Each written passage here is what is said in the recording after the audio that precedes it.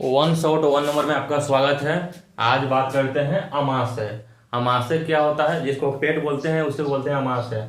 अमाशय में जो भोजन जाता है वो कर्मा कुंचन के द्वारा जाता है।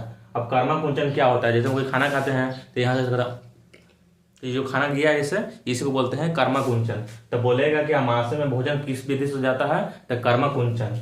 जो अमाशय है ना, इसमें एक अम्ल होता है, उसका नाम है HCl।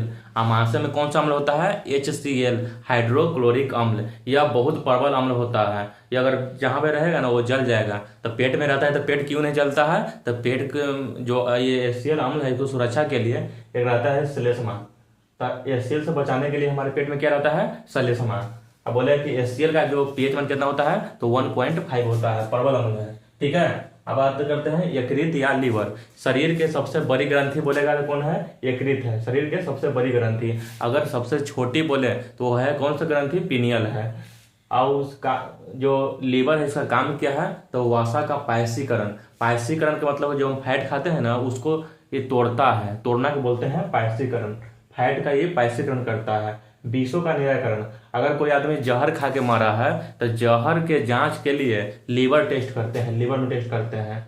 और जो बोले जो पीत रस होता है, पीत रस का स्राव करता है यकृत, और पीत रस जमा होता है पित्ताशय में। दोनों अलग है। पीत जमा होता है पित्ताशय में, लेकिन पीत रस का स्राव कौन करता है? तो यकृत करता है। अब बात करते हैं अग्नाशय। बोले कि एकमात्र मिश्रित ग्रंथि कौन है? तो अग्नाशय है। और दूसरा सबसे बड़ा ग्रंथि तो यकृत है, और दूसरा सबसे बड़ी ग्रंथि यह अग्नाशय है। यह मिश्रित ग्रंथि है। अग्नाशय के बीटा सेल से इंसुलिन का स्राव होता है। इंसुलिन की कमी से मधुमेह रोग होता है, जिसको बोलते हैं चिनिया रोग यानी कि डायबिटीज। छोटी आंत, नाम छोटी है लेकिन सबसे बड़ा भाग होता है, सबसे बड़ा भाग है। छोटी आंत में क्या होता है? भोजन का पूर्ण पाचन। जो भोजन का पाचना शुरुआत होता है मुख से, और भोजन का पूर्ण पाचन होता है छोटी आंत में। छोटी आंत में 3 भाग होता है, ड्यूडेनम, जेजुनम, इलियम। ड्यूडेनम है यह अमाशय से जुड़ा होता है। जेजुनम में कोई पाचन नहीं होता है। इलियम सबसे बाहरी भाग है। ये वसा का सबसे पहले वसा का पाचन होता है तो छोटी आंत में होता है। अब आहार नाल का सबसे बड़ा भाग है, बता ही दिए हैं। बड़ी आंत, भोजन का पाचन होता है, इसमें नहीं होता है, भोजन पाचन नहीं होता है। इसमें केवल पानी का अवशोषण होता है। काजी का पानी हम लोग पीते हैं तो पानी का अवशोषण होता है बड़ी आंत में।